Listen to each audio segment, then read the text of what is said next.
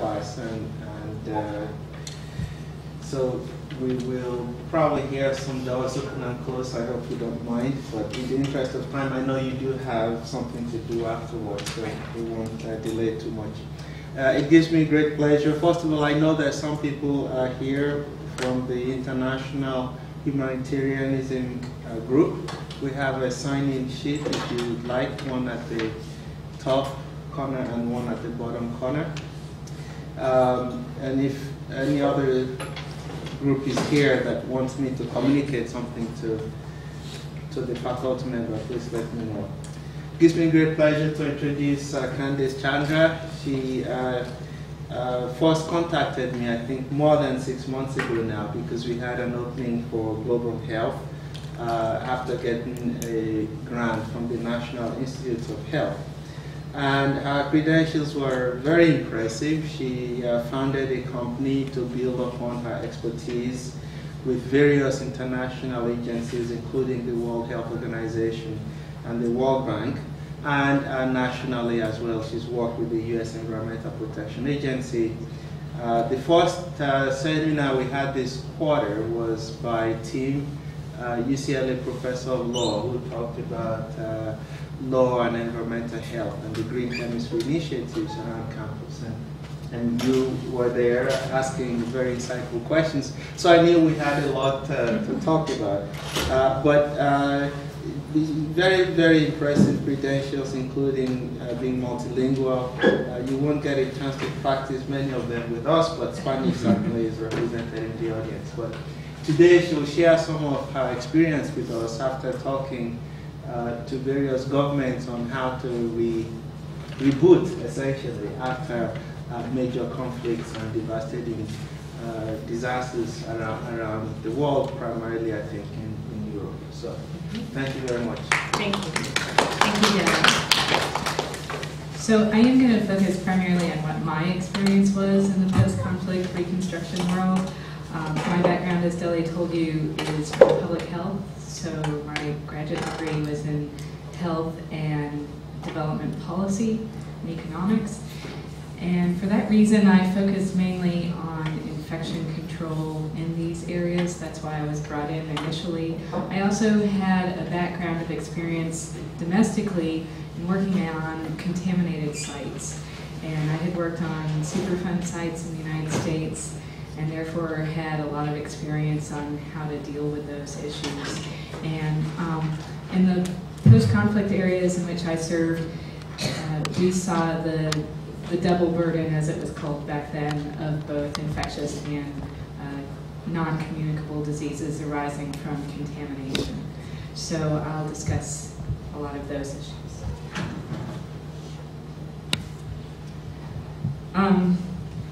These are the main issues that I've seen in the course of time. Obviously, I didn't work on all of them. There were often teams. I went in generally with WHO when I went in, and sometimes I wore more than one hat. Sometimes I was wearing the hat of several development agencies or international organizations. And the reason that they contracted with me to do that was because my particular expertise crossed over so many modalities in the development world.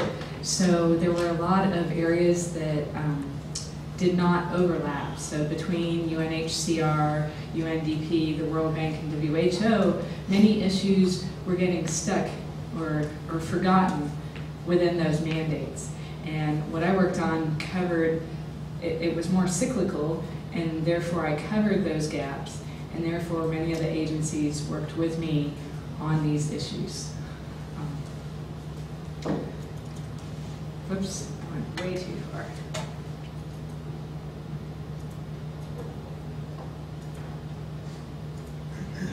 So the way that I define post-conflict health reconstruction is as follows. Any situation at any geographical level in which one group of humans have engaged in physical, chemical, or environmental battle or fighting with another group of humans and are now attempting to mediate or alleviate the health consequences. I really struggled with this definition. I looked up a lot of definitions over the weekend and found them all to be lacking for the type of work that I did.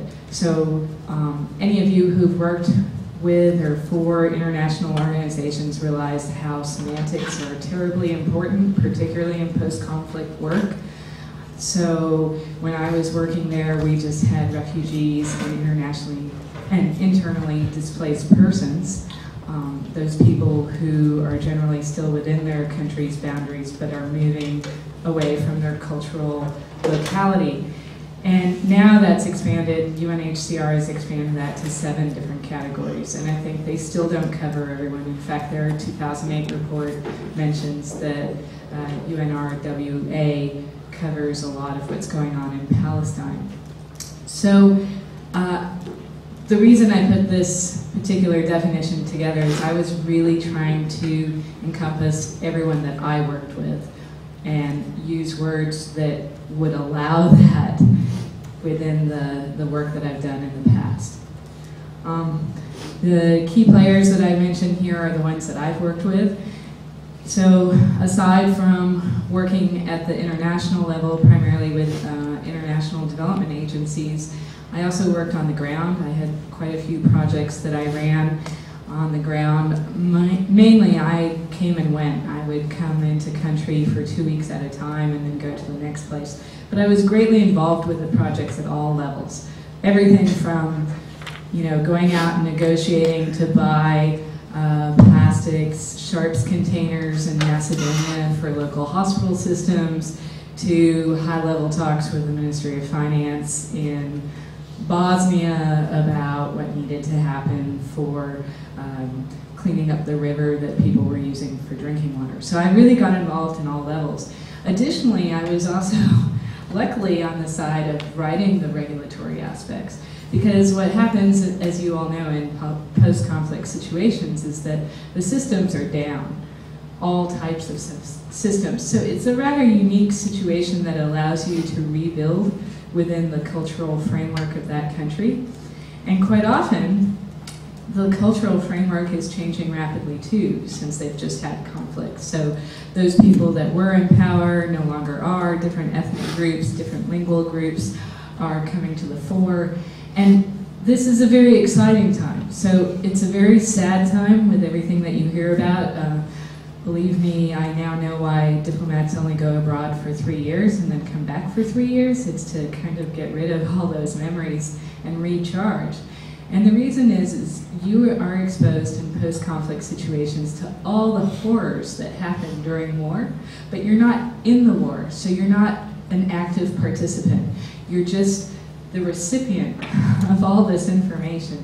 And it's really, really horrible what humans do to one another when they are fighting. And you have to deal with all those things that happen during the conflict in order to provide a sustainable reconstruction to move forward. So that's a link also that I think is very, very difficult, because it means that you're talking to the military, it means that you're talking to the former dictators' governments. It's a very difficult discussion to have. And that's another reason that I manufactured this definition as I did. But to get back to the major players, on the ground, I work primarily I was based in WHO as the acting regional advisor for waste management, so both the dirty side of infection control. So I dealt with all environmental media and war situations, and I dealt with anything from water systems to pharmaceuticals to breaking infection cycles, nosocomial infections in hospitals. It just ran the gamut. And so for that reason, I worked also with a lot of faith-based organizations on the ground and nonprofits, as well as individuals. So now in a lot of the literature, they talk about the leaders of a community or the thought leaders of a community. There was nothing out there at that time that expressed that, but it was pretty obvious when you were on the ground. And if you worked with the refugee agencies, then they would normally be able to point out those people. To go back to where I was working, I was within WHO, and I was the acting regional advisor for 52 countries, which encompass parts of the Middle East, Central Asia, Eastern Europe, and Western Europe. And you have to remember that when I first started there in '98, the wall had just fallen in Berlin. The Soviet Union was no longer around, but this was still relatively new. So the first 5 years when the wall fell, nobody really knew what to do. We sent a bunch of money, we extradited a bunch of scientists, but we didn't really worry about anything on the ground. So those projects were really just getting off the ground when I started working in that area. And then we were building up to the Iraqi conflict. We definitely always had Israel and Palestine. And we were inheriting the Afghan war from various other international players, such as the British. So Central Asia was suddenly becoming an area of concern. So not only did I specialize in post-conflict reconstruction, I also seemed to work with a lot of different religious groups. Ironically, my minor as an undergrad was in Persian literature. I thought it was beautiful, and never thought I would use that. And I wound up working primarily with Muslim areas in most of that part of the world. I also worked with a lot of Orthodox Christian, from the Serb Orthodox, the Croatian Orthodox Catholic Church, the Russian Orthodox. So religion was a huge component of what I did, although I will tell you that I don't believe that any of those conflicts were created by religion. I think that's a falsehood. And to just look at religion as the issue at hand will also lead you astray as you try to rebuild in an area. I put these as residual issues because people quite often feel that after the conflict, everything settles down, they draw a map and they feel like it's settled.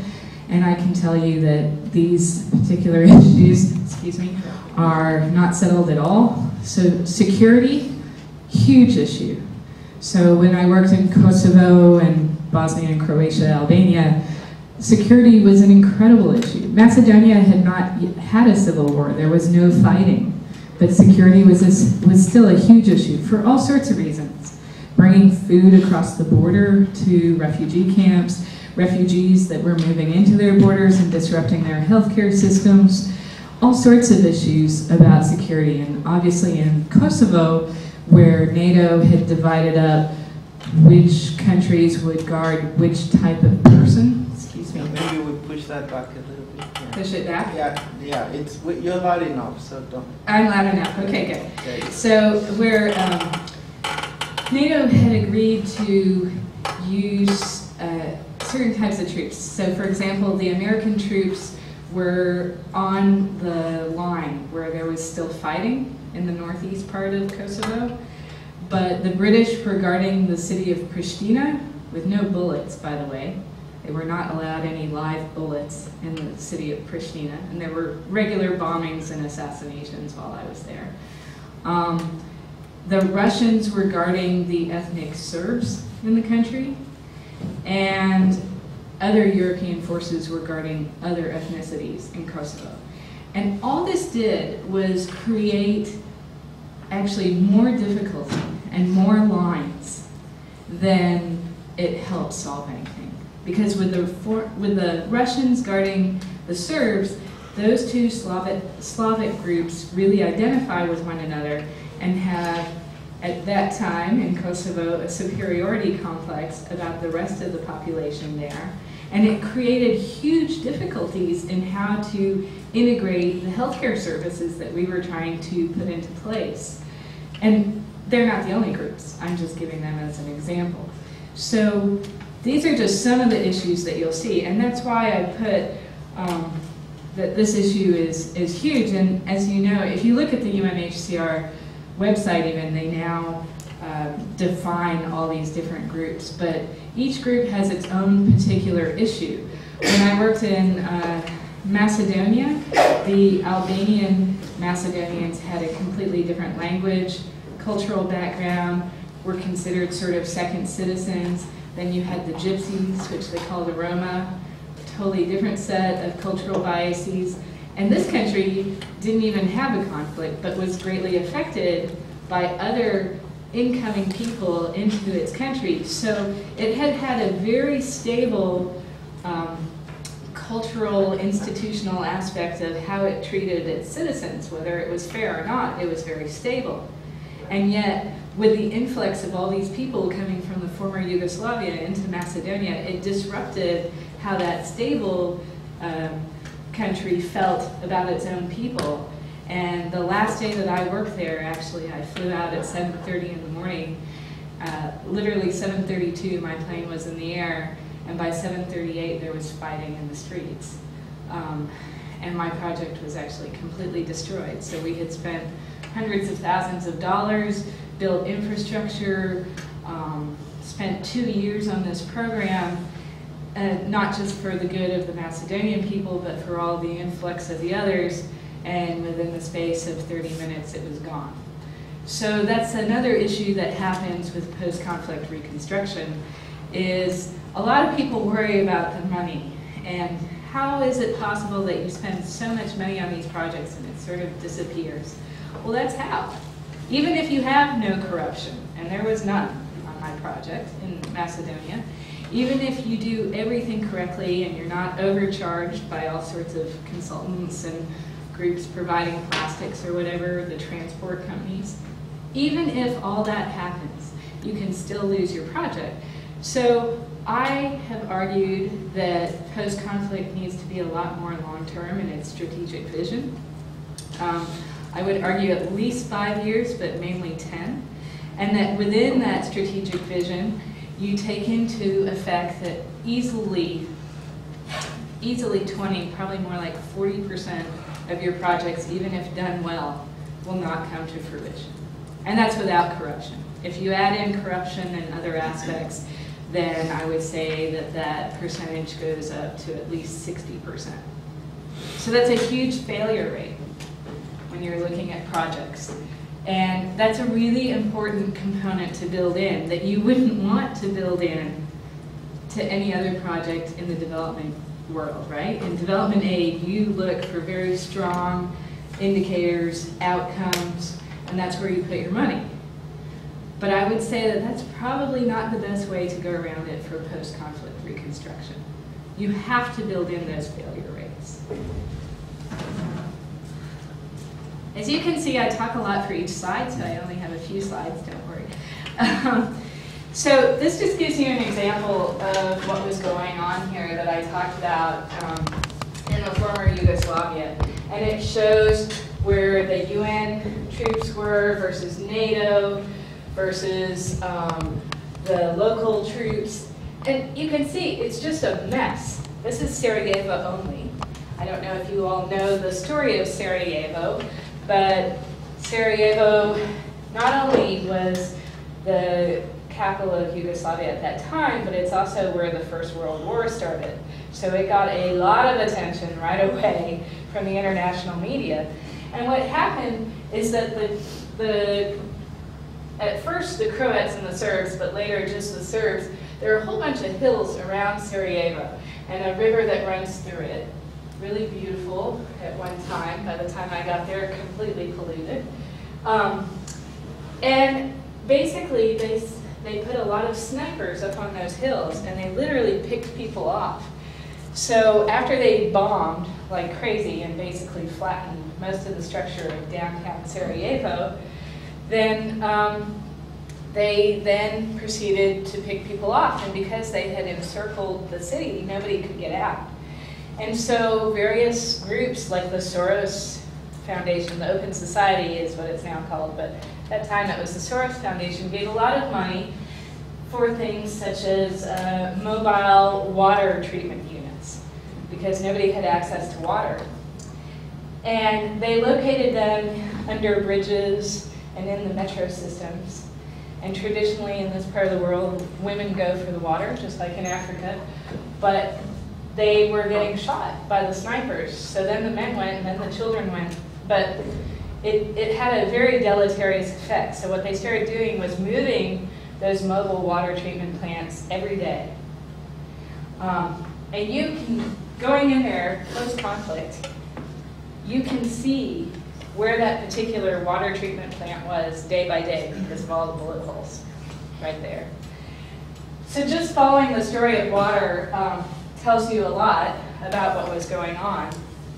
And the other thing is that when I went into Sarajevo, I went in the summer of '99. So the United States was still bombing in the outer parts of Sarajevo. And they had also put mines all over Sarajevo.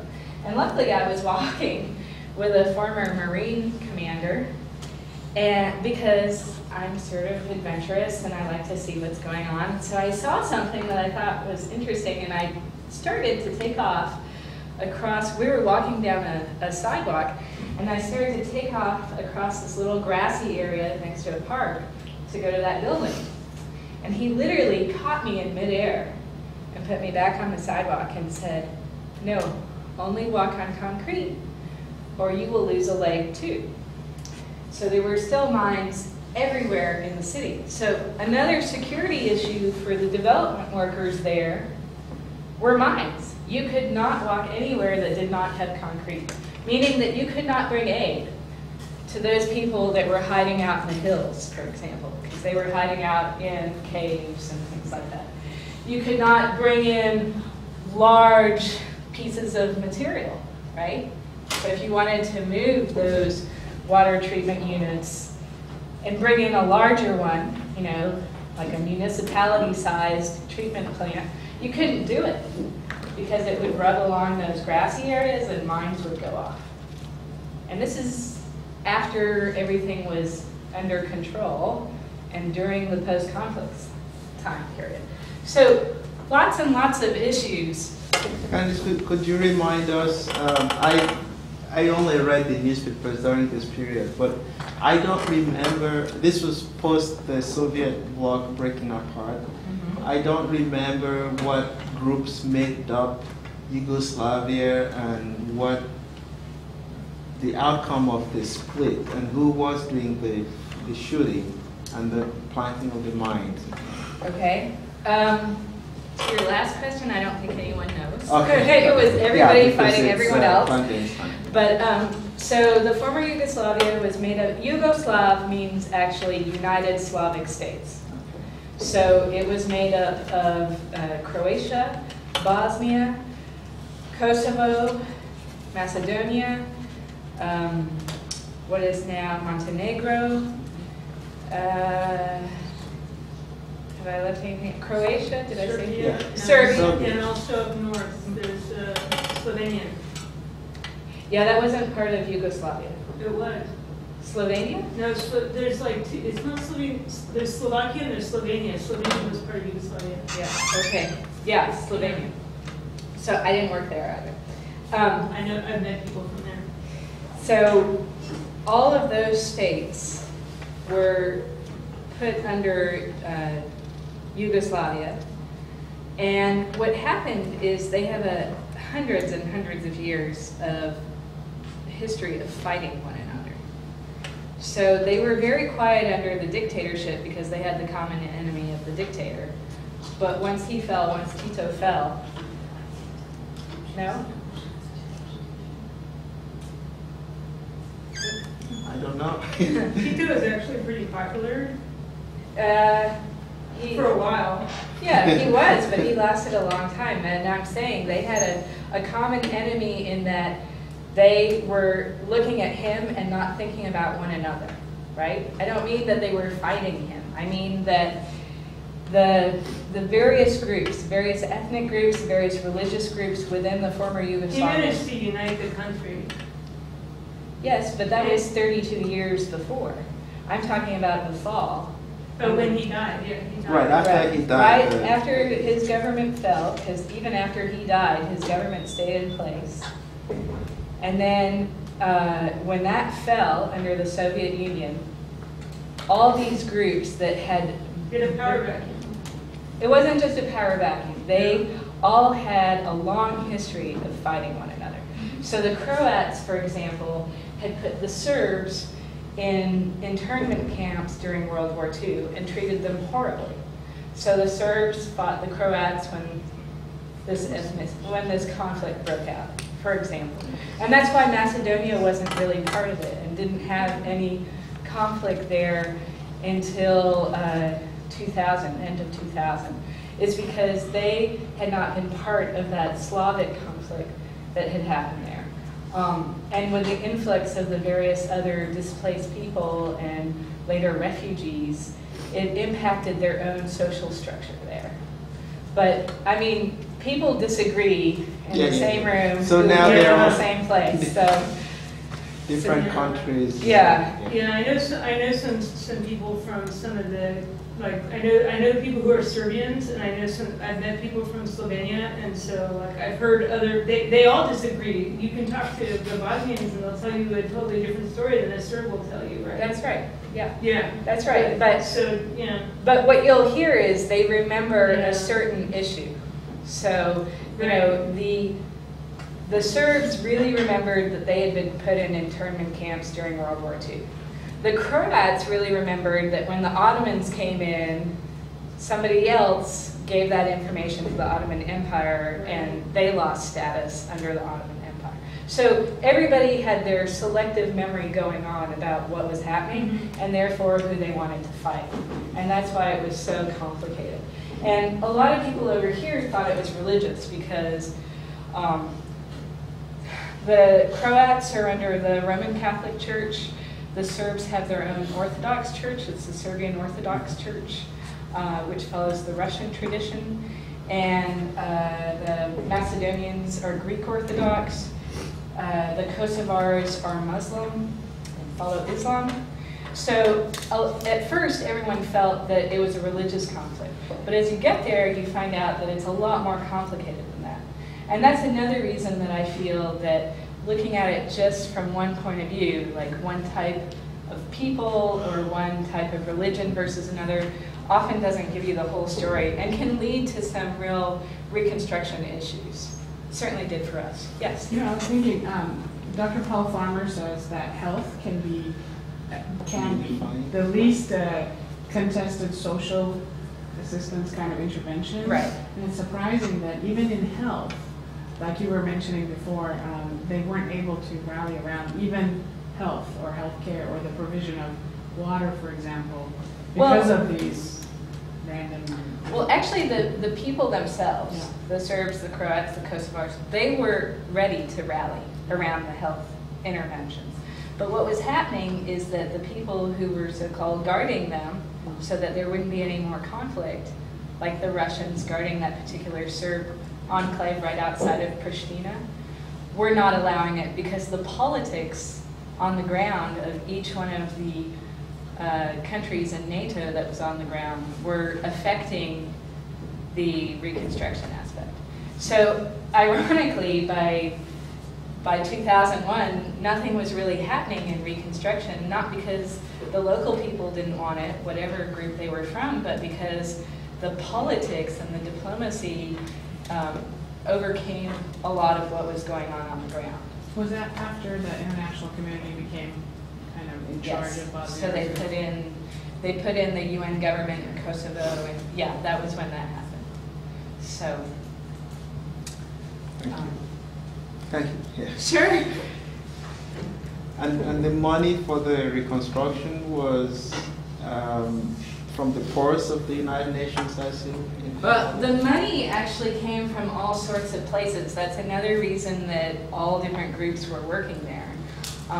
Lots of churches in the United States got together and donated materials and money and tried to funnel it through local contacts through churches there. So that was a huge source of donation in all of former Yugoslavia. And then there was a lot of unilateral aid. So again, Russians giving to the Serbs, France gave to the Croats. You know, there were a lot of unilateral and regional donations happening. A lot of it came through NATO at first, and then later through the combined UN agencies in Kosovo. So it was a real melting pot of money and agendas also. And that was another issue that contributed. And I have not worked in the Sudan, but I've heard that the Sudan was very, very similar to that. Have you worked there? Yeah? Was it similar to what I'm describing? What you're talking about sounds like, it sounds kind of almost interchangeable. Really? I heard it was very similar, unfortunately. Wow. So,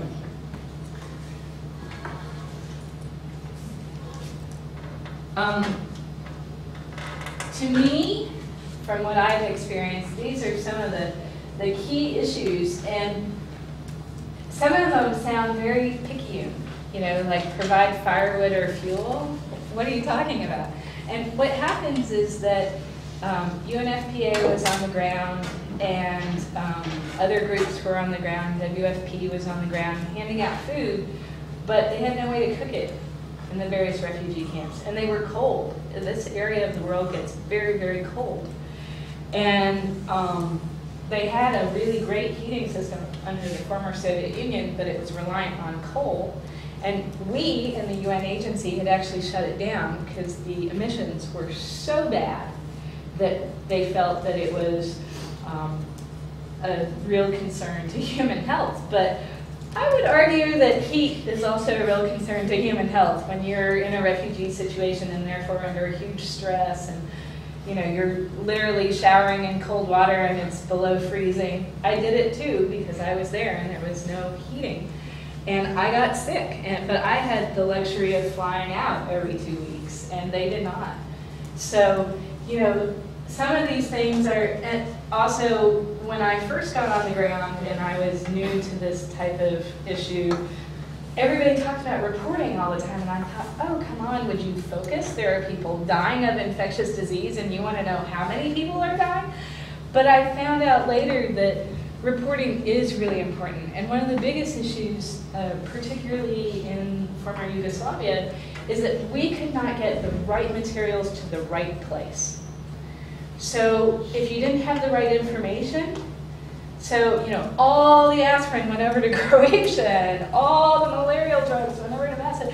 And so once we started instituting some health systems, very basic health systems and local clinics and things like that, we still couldn't get access to very basic needs or things to alleviate very basic needs because of this reporting issue. And it turned out to be a really, really big deal. And a lot of the money that gets allocated is all from what you write up in the report, right? And so a lot of the money was constantly, the flow is constantly moving, creating moving targets for people who were trying to get things done, but the money was there one day and 2 weeks later it was gone because something else was more important. And there was very little continuity on what was going on. So it was really, really difficult to have an effect because a lot of people landed on Kosovo and other parts of the Balkans, and a lot of people had a lot of really good intentions, but they thought that their issue was the most important. You know, if, for example, violence against women was their issue, then that's where they wanted all the money to go, that's the group they were protecting. And that's important, but it's also important to integrate and to share data. And it certainly wasn't done very well at the beginning. And for that reason, I think we saw things like infectious disease outbreaks that we could have handled a lot better. Not just in the refugee camps either. We saw it, Albania, who had not been in the conflict, actually saw a lot of infectious disease outbreaks, and that's because their people migrate constantly. And actually in Central Asia we saw this, that if the patterns of the living style is to migrate, so in Central Asia they migrate from what they call the Jailus, which are these highland meadows where they have their animals out there. And then they move down to the cities during the winter months when it's cold and they can all come together and have their festivals and eat and be warm with the heat provided by that power plant. And then they go off and they migrate elsewhere for 3 more months before heading up to the Jailus. If you don't take that into consideration, that's not even internally displaced people, but if you're not thinking about that, as I certainly wasn't until I became familiar with it, as you put together your project, you're thinking, I need to provide 12 months a year of good wastewater control, water control, and if you procure out for, say, a wastewater treatment plant, which I've done a lot in my life, and you tell the operating company that they're going to have 12 months of flow, and suddenly they only have 6 months, and then everything just comes to a standstill, that affects everything. And I know that this is not about this, but it affects your pipes, your distribution, and what happens is things break. If you don't keep that constant flow going through those pipes, the pipes break because they don't have material in there, there's no fluid pressure, if you know fluid mechanics. So the pipes are built to have that fluid in there all the time moving with the pressure against them. Without the pressure there, it starts allowing the soil to push down on them. So you've invested several $100 million in this pipeline, and it's breaking on you, and it's not ready for the next migratory cycle. So you've got a lot of issues like that you really need to know what's on the ground. So I actually think reporting is really, really useful. So at what point, you were skeptical of reporting when you got there? Yes. I mean, you already gave examples of, at what point did you convert? Or was it after you left and started thinking about what might have been done better? Or were you converted while you were there? No, I can say I wasn't converted in Kosovo because in Kosovo I was new to that type of work. And secondly, I was just, someone was leaving, I took their post over, and so I was just handed all these projects midway. So I was trying to figure out what was going on in the projects rather than figuring out what was going on overall. And it took me a good 6 months of building relationships before I really knew, and I still don't think that I had a huge impact other than on my little projects. And that's because I was called in, since I have a background in contamination and infection control. My reason for being on the ground was to deal with things like breaking the infection cycle that was happening, cholera and other things from wastewater. But I got there, and the UN Kosovar government immediately said, can you go out and inspect these mobile pharmaceutical labs that are running around that we think still hold chemical weapons? So my mandate went. And that's another thing that happens. You get on the ground and people utilize your services and your knowledge, but it changes how you're able to react to what you're doing. So I don't think I was able to really take a breath and think about it and think about how I would have done it myself until I was called somewhere else. And that project was not yet off the ground, and I thought more like, okay, what were my lessons learned from Kosovo? What would I like to do here? So it was experience.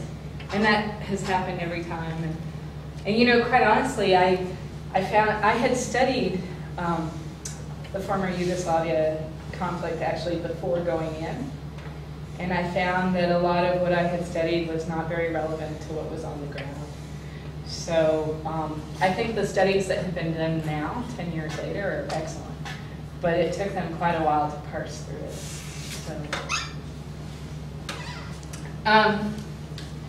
So I pulled this from UNHCR because I was looking for sort of where are we now?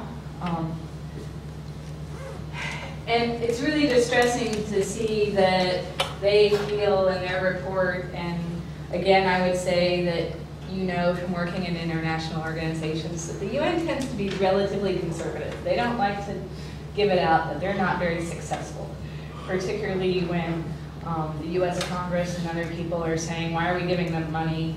You know, they're not very effective. So to come out and say that 30% of needs, this is coming from UNHCR, so it's refugees, internally displaced people, and others, are not being met. And a third of those unmet needs are for very basic services, which would be like water and sanitation. That's really concerning because they're looking not at those people in those complex situations, they're looking at where they've gone. You know? So one of the things that I'm going to talk about in a little bit is that in a future scenario, I would say that if you know that you're going to keep having overflow, and there are some countries like Pakistan that have an incredible influx of refugees every year, then we should also think, those of us who are not or no longer in post-conflict reconstruction, we should think about overbuilding in those countries that are highly affected by post-conflict. Because Pakistan, for example, is not under conflict itself, although you could argue that now with Waziristan and other places.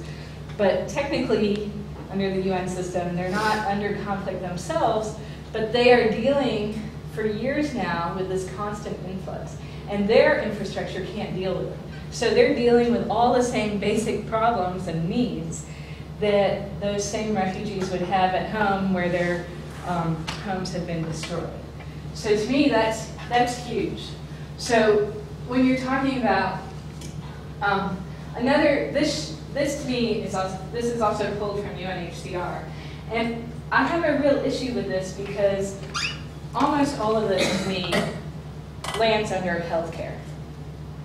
And this is an example of how years later the mandates of the various agencies are still not melding. You know, we have the Millennium Development Goals, we have various consortiums that are trying to bring all the UN agencies to work together on the ground. I know that in most countries they now meet twice a month to discuss their various projects. But what I'm seeing is that they still don't consider access to clean water and nutrition a healthcare issue. And you know, I don't really care who gets the money within the UN system, but what I do care is that they're working together with a nutritionist from WHO who's on the ground and with UNICEF who's on the ground. You have a much larger impact if you do that. And instead, we're still stovepiping. We're still, you know, UNHCR basically hands these refugees a packet, takes them safely to a certain point, and then hands them over to another agency. And that's okay, but then if this is what they're concerned about, they need to be already communicating with that agency. And in their 2008 report, I didn't see anything about communication or working with WHO or WFP or UNDP or any of those other groups. That wasn't where they are. So that's a real concern to me. I'm going to quickly go through these. Mental health for me was a big eye-opener in the Balkans. Not only do you have all the issues of those people who were in conflict, which we're now seeing in this country, returning soldiers and others who've been involved with PTSD and much more serious things from being inside the bombing. But civilians obviously suffer this too. And quite often, the mental health of civilians is not taken into account. We think about it now in a military sense, but we certainly don't think about it in a civilian sense. And the irony in the Balkans is that those people who had any sort of mental issue, whether it was you know, an incapability to analyze what we used to call retarded, or if it were an actual injury that was causing PTSD or anything, they lumped all the mental health together and they put them away in asylums. And they literally did not talk about them in those societies. They were completely separate. And they took them away from very early ages, or whatever age that they exhibited these symptoms. So when we went in and we started dealing with mental health issues, all of a sudden we were told, well, what about the asylums? You're dealing with all the mental health issues and the refugees and the returning combatants, but you're not dealing with, you know, they had like 45 asylums scattered around. So WHO went in, got some funding, went in and opened these asylums because they were basically like prisons. They were fortified and closed. And just shocking. Inmates had been shackled to their bed for 10 years. Sewage was lining the inside of the walls because they hadn't taken care of the basic systems. They just let them fail after the end of the Soviet Union. Obviously, reports of abuse. I mean, it still gives me the chills. So we brought these people out, and we did a lot of programs into reintegrating them into society. And there was a huge cultural bias into accepting these people back into society. They were happier to bring the combatants back, even if they had really disagreed with that combatant, than they were to take someone from a mental health asylum and bring them back in. And these are family members. So, for example, WHO, the local man in Macedonia, Dr. Manetti, did a program where he asked a traveling group to put on a program on accepting mental health patients back into the family. And he invited the families to come there and the former inmates. And then we held a picnic afterwards to reintroduce them. And it was really fascinating. But this one mother told me she hadn't seen her son for 40 years. And he had left her home, had been taken away because he was, he probably had an IQ of 60, and he had been taken away at age 6, and she hadn't seen him for years. She didn't know if he was alive or dead or anything. I mean, just think of the ramifications of that, not to mention everything else. So one of the things that I wanted to bring out is that when you're in post-conflict reconstruction, you never know what you're going to find. We're sitting there talking about mental health, and we're worried about, previous combatants, and we're worrying about civilians, which not many people still worry about, but we were worried about it there, and we were trying to do all these projects, and suddenly the scope of our project just enlarged incredibly. So be prepared again. So this is an old map of the Balkans, but we already discussed that, so I'll keep going because I'm running out of time. This is where UNHCR says we have current situations. One of the things I've noticed is that what they say greatly differs from what NATO says, differs from what our CIA says. So, we all reference who we pull our data from, but if you're working in post-conflict reconstruction, apart from being on the ground, I would say make sure you look at a bunch of sources, because you never know. I mean, the one constant in post-conflict reconstruction is if they've gone through conflict, all the data's been destroyed, all the systems have been destroyed, and whoever's reporting on them has a particular agenda going on, right? So be aware of the agenda of who's reporting on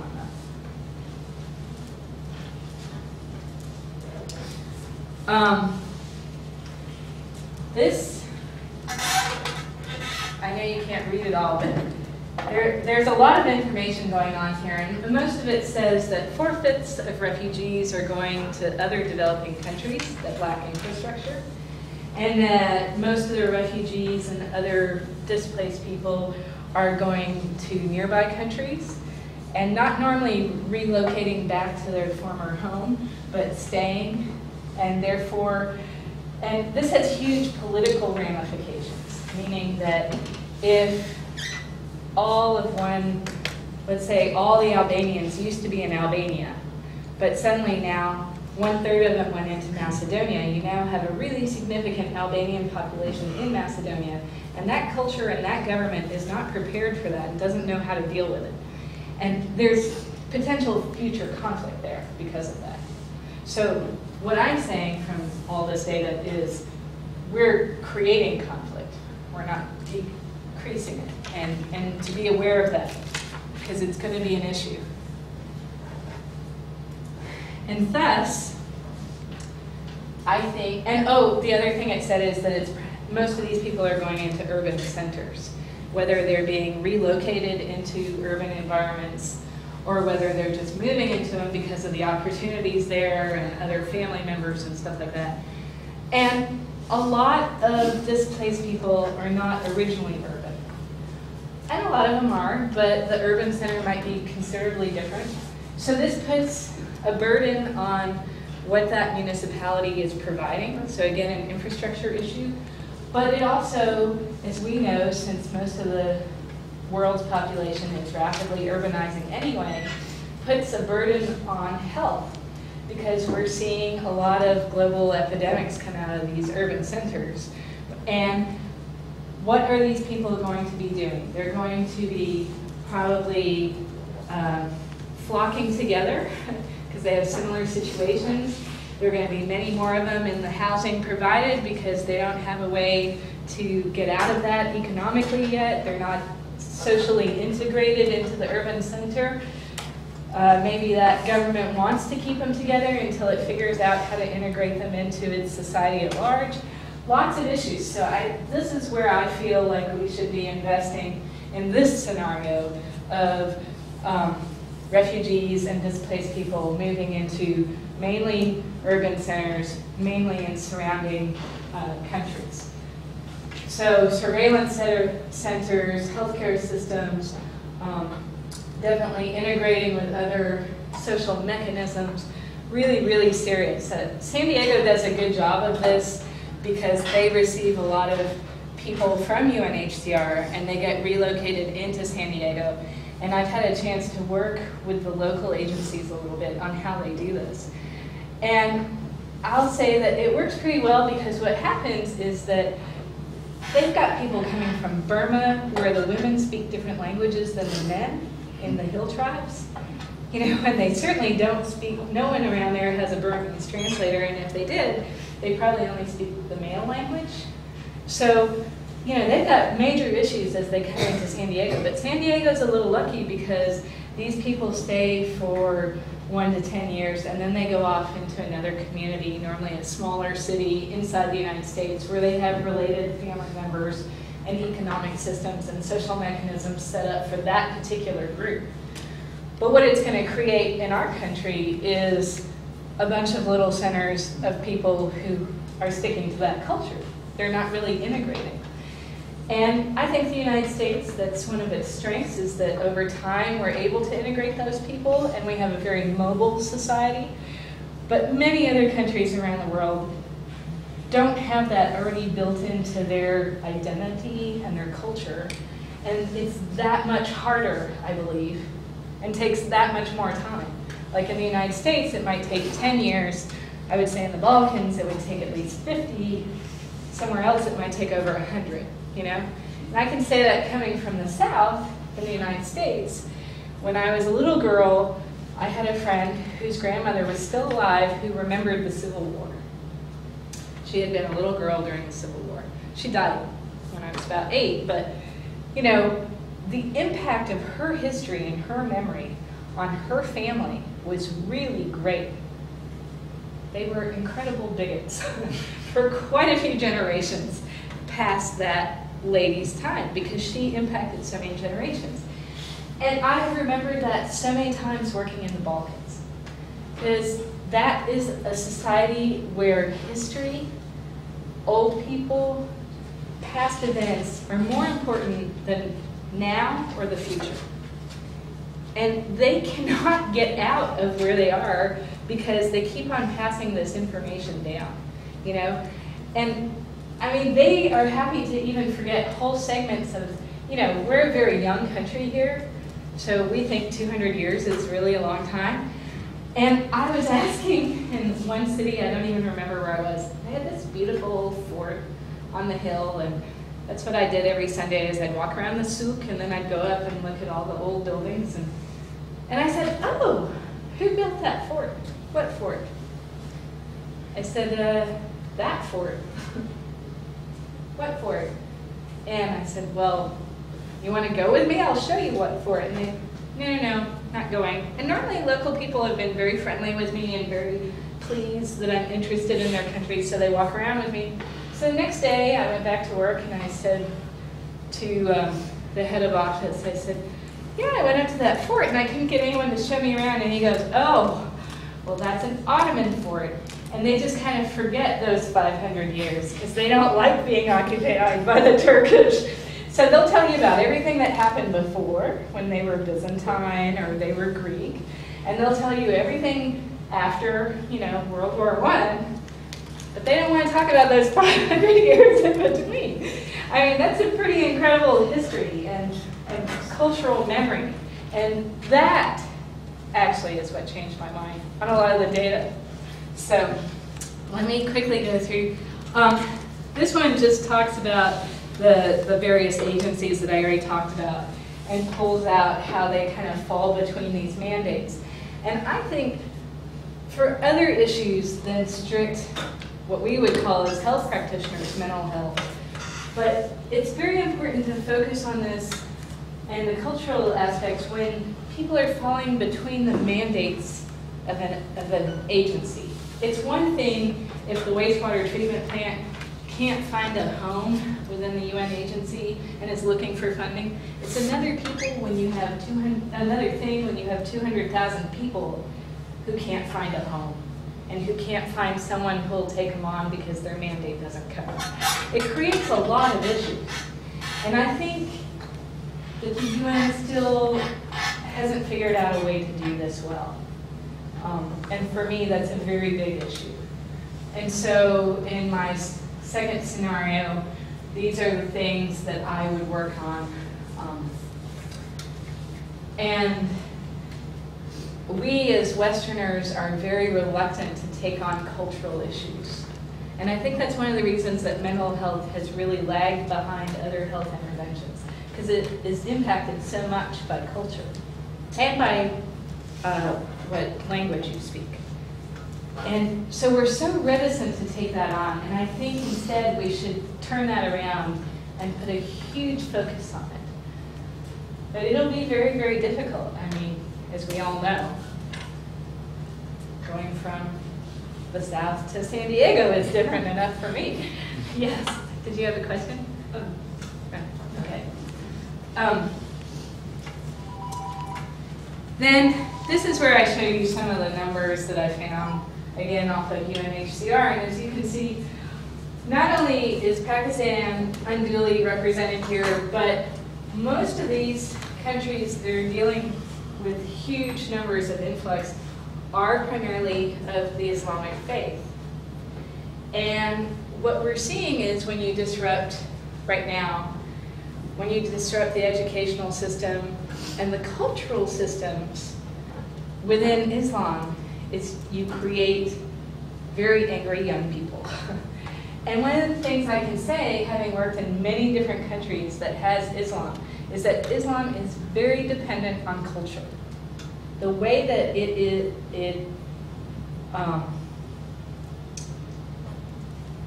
the way that it comes to fruition, you know. So the different laws, even under Sharia, are translated by different imams in different cultures in completely different ways.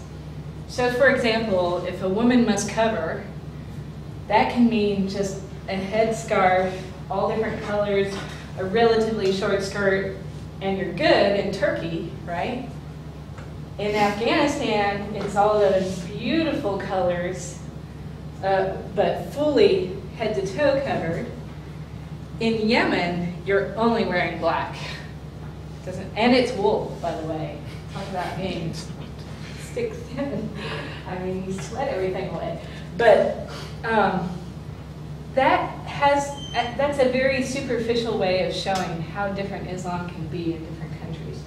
But when you're putting them all together in these countries that had pretty open ideas of what Islam meant, and you're bringing in an influx of people from various countries, and in Pakistan, they're getting them not just from Afghanistan. And Afghanistan has, what, 78 different tribes?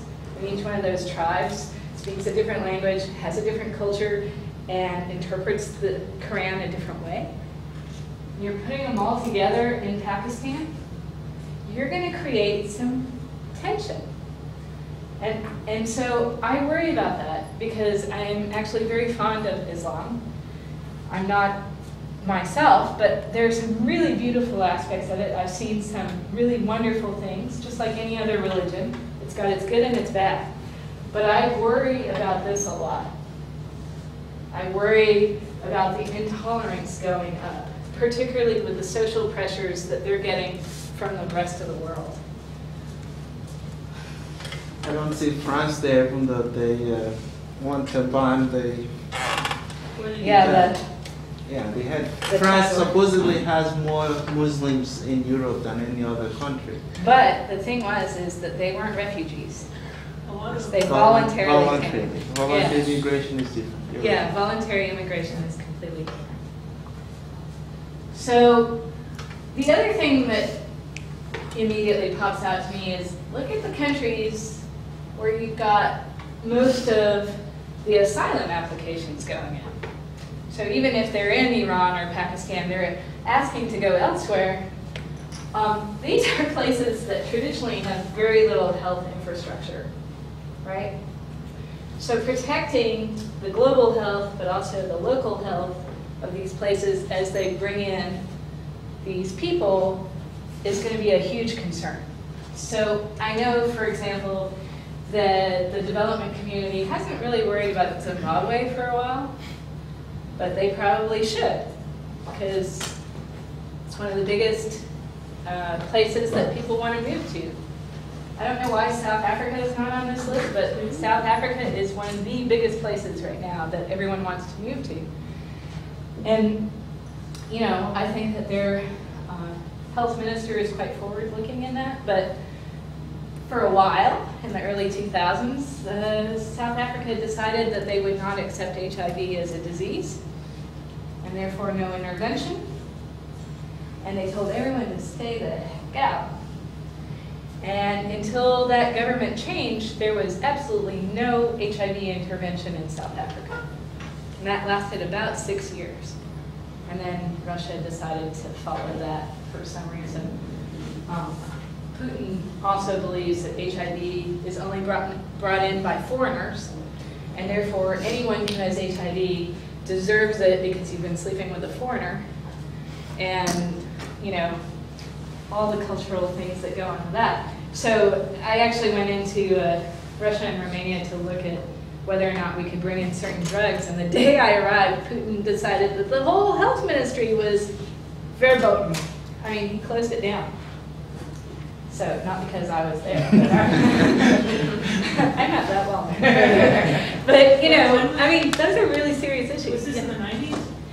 No, I went into Russia in 2005, or 2005, and South Africa, that was like 99 to 2004. Yeah. So that South Africa has some pretty big AIDS vaccine programs in development. There's like a big, I mean, Botswana also. they do now, Now. but Well, they didn't. did. Yeah, they did in the 2002, 2003, because I was doing a research project that was looking at them. They were working with a pharma company.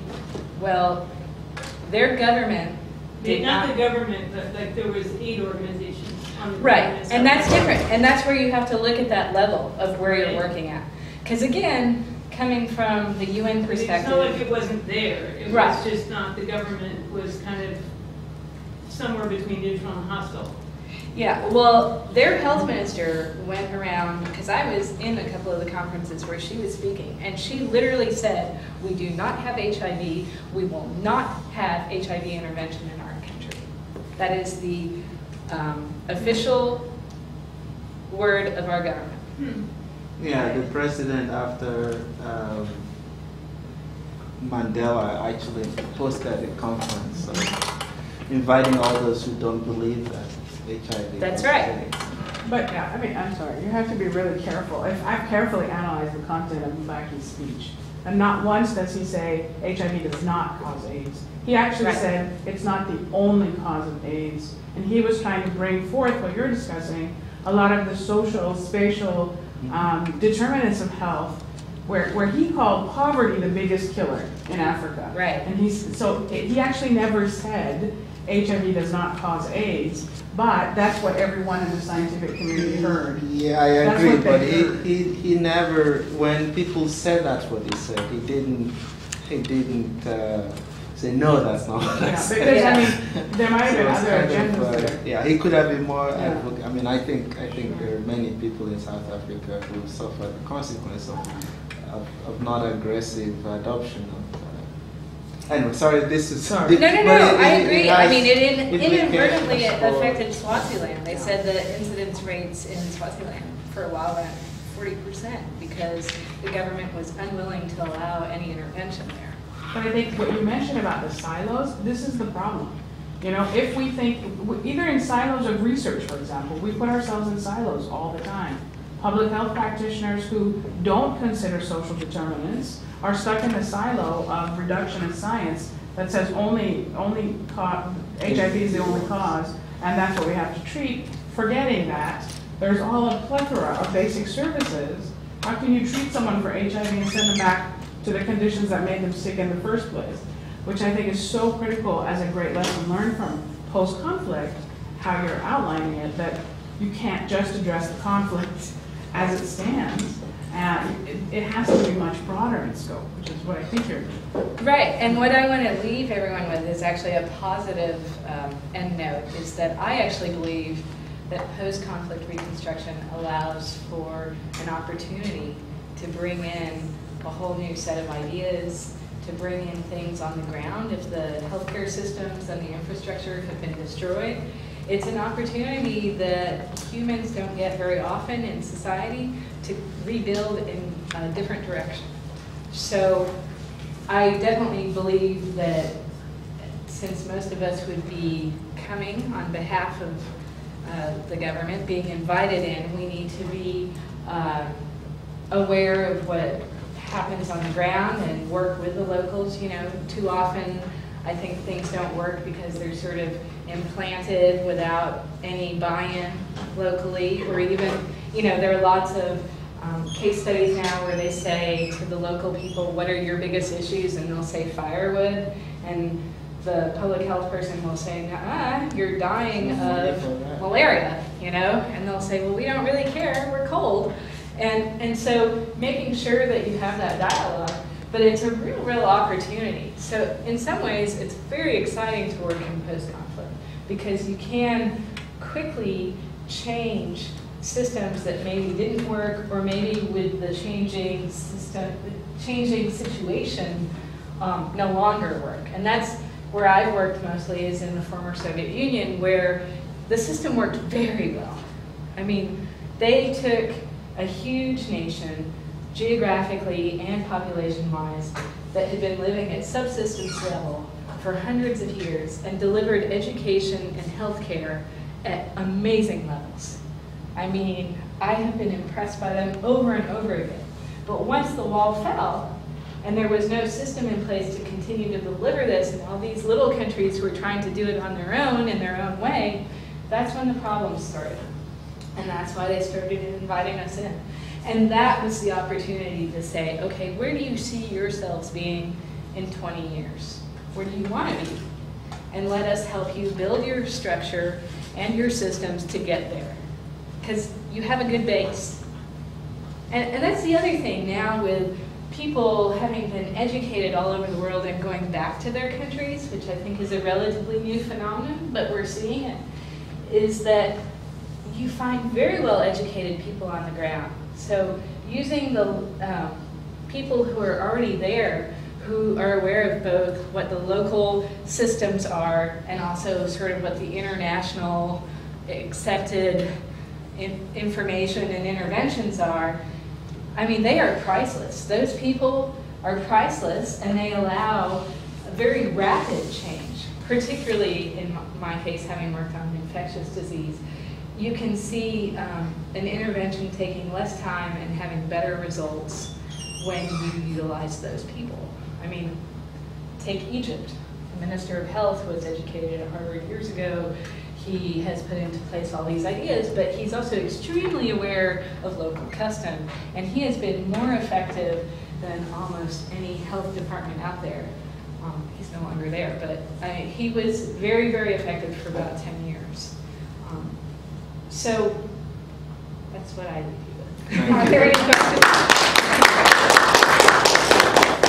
Thank you very much. We did ask questions while we were discussing, and there may be time for more.